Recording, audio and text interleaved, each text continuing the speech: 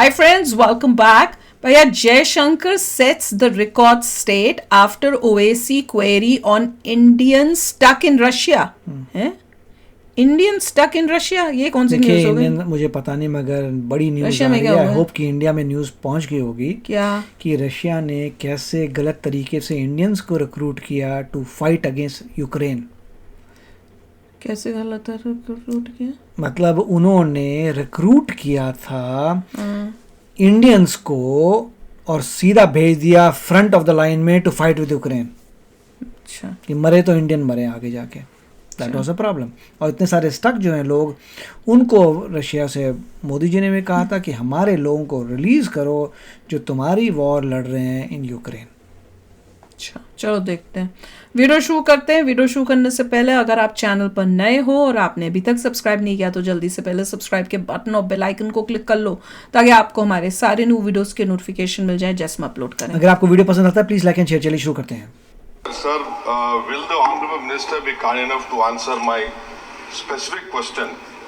He has accepted that there are 69 Indians who are stuck in Russia. Will the Indian Embassy in Russia ensure that these boys who are stuck at Russia-Ukraine border, will you facilitate them and bring them to Moscow? And 8 have died. 2 boys' dead bodies from Punjab and Haryana, the DNA have been done. These bodies have not been returned.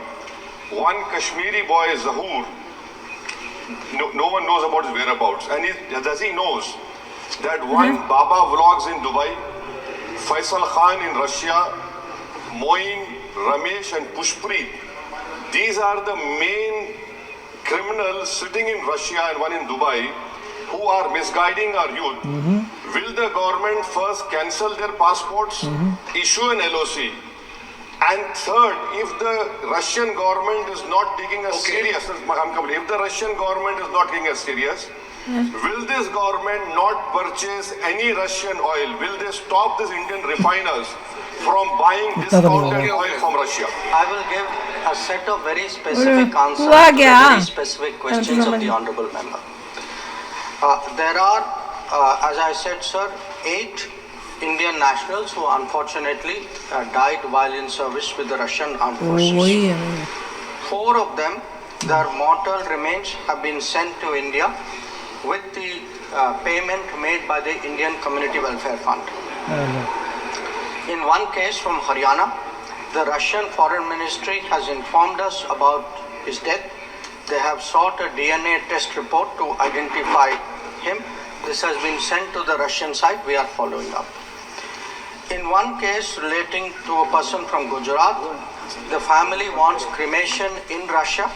The necessary authorization from the family has been obtained. It has been sent to the Russian side.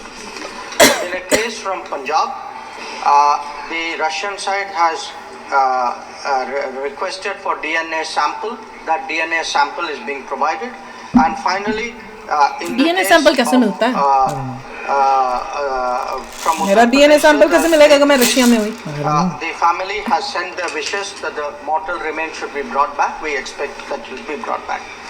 Regarding the people who are involved in the trafficking, sir, we will have to go by what the CBI inquiry has told us, because that is evidence, that is what is legally permissible. We have 19 people, including, sir, some of the names that the Honourable Member had referred to. In each case, the inquiries are going on. In many cases, the prosecution is going on. So I can assure the Honourable Member through you, sir, that we take this very, very seriously. His last point, what is the status of discussions between us and the Russian government? I think it would be fair to say that after the Prime Minister himself has taken up the matter to the Russian President, and the Russian President has himself given an assurance, we should not jump the gun and say the Russians are not serious on this matter. I think it is important to hold the Russian government to their word.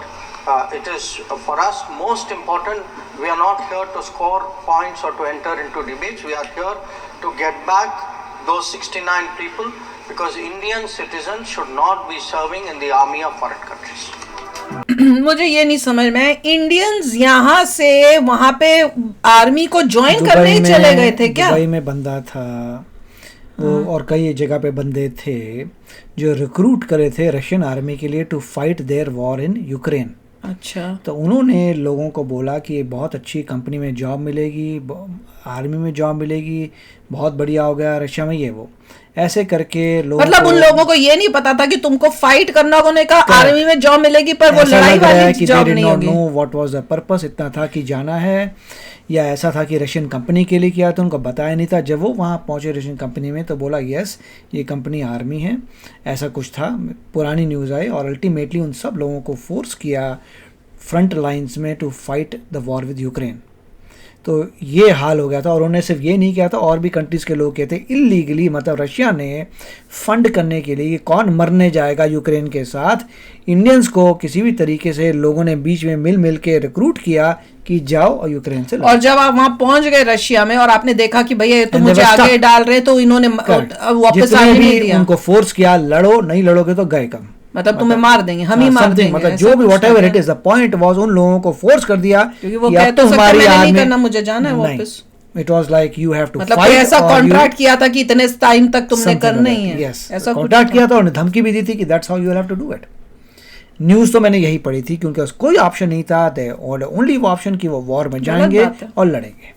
ऐसे तो नहीं, साफ अगर देखो साफ बताया हुआ है कि हाँ तुम्हें लड़ाई में लड़ना पड़ेगा, और फिर किसी बंदे ने उसको ज्वाइन किया। मतलब आर्मी में रिक्रूट अगर कर भी रहे हैं, अगर वो बोले भी हैं अपनी आर्मी रिक्रूट कर रहे हैं, तो रिक्रूट करने के बाद ही मुझे नोट जाओ भी, यूक्रेन में जाओ भी। बंदे को आर्मी में रिक्रूट किया, बंदे को भी तो इतना कॉमन सेंस होनी चाहिए कि मैं उस रशिया में या उस जगह यूक्रेन में जा रहा हूँ जहाँ पे वॉर जोन एरिया है, तो मेरे कुछ जान को खतरा होगा। देखिए उन्होंने प्राइवेटाइज किया कि बाहर के लोग लेके आए और उनको आर्मी उनको पहले भेजें मरने के लिए, तो दैट वाज द प्रॉब्लम। चलो हमारी इंडियन गवर्नमेंट तो ठीक कर रही है। 8 लोग शहीद हो चुके हैं, उनकी वॉर में इंडिया को लेना देना नहीं है। वही तो कि हमारे को तो उनकी वॉर में कोई लेना, और कोई मतलब नहीं बनता कि इंडियन नेशनल्स को तुम रिक्रूट करो। मोदी जी, इसलिए मोदी जी ने बताया भी था, और अभी भी लोग बोल रहे थे कि वो जो दुबई वाले लोग हैं अभी भी ऑपरेट कर रहे हैं, और लोगों को इस तरह से गलत इन्फॉर्मेशन देके उनको रिक्रूट करके रशिया भेज देते हैं, और फिर रशिया से वो फंस जाते हैं, वो वापस आ ही नहीं पा रहे हैं। बाप रे, दिस इज सो शॉकिंग। और government of India is doing, काफी समय से न्यूज़ चल रही है। अल्टीमेटली इसीलिए मोदी जी ने मिस्टर पुतिन से बात की थी डायरेक्टली कि आप हमारे लोगों को रिलीज कराइए, तो उन्होंने बोला ओके वी विल सी। और इसीलिए ओवैसी जी बोल रहे हैं कि वो जो दुबई में बैठा हुआ था बंदा और जगह बैठे हुए थे, उनका क्या हुआ जिन्होंने लोगों को फंसाया, क्या उनके वीज़ा रिवोक किए हैं, ये हुआ। तो ऐसा लग रहा है वो भी इंडिया की नेशन है, अगर आप बात करें वीज़ा रिवोक किया तो आई डोंट नो क्या, मतलब वो इंडियंस ही हैं जो वहाँ दुबई में बैठ के ये सब काम कर रहे हैं, हो रही है। तो मतलब जो भी लफड़ा है, तो मेरे को लग रहा है कि इंडियंस ही मिल गए, इंडियन आई डोंट नो, मैंने जब इतना नहीं पढ़ा था, इतना पढ़ा था कि दुबई में जो भी कॉन्टैक्ट्स थे उन्होंने ये सब किया, बैठे दुबई के अंदर है, राइट। पर एनीवे इतना जरूर है कि भैया क्योंकि मोदी जी हैं, गवर्नमेंट हमारी अच्छी है, मगर 8 लोगों की जान तो चली गई, वो तो है, वो तो क्या। अब उन्होंने भी तो सोच के, अगर तुमको रशिया में कोई जॉब अपॉर्चुनिटी भी मिल रही है आजकल की सिचुएशन में, कौन रशिया जाता है? मतलब इतनी मतलब पैसों की तंगी या घर की मजबूरी होगी उनको, तभी वो गए होंगे इतनी डेंजरस प्लेस में, ये भी तो सोचना चाहिए। पर anyway I hope they come back, और गवर्नमेंट जल्दी उनको बातचीत करके रशिया से उनको वापस लाए, because this is totally wrong. तो चलो आप भी शेयर करना अपने थॉट्स, चलते हैं, मिलेंगे नेक्स्ट वीडियो में बहुत ही जल्द। Till then take care and bye bye. तो अगर आप मेरे इस चैनल पे नए हो तो जल्दी से सब्सक्राइब के बटन को हिट करो और बेल आइकन को क्लिक करो, ताकि आपको मेरा जब नया वीडियो मैं लगाऊं आपको उसके बारे में जल्दी से पता चल जाए।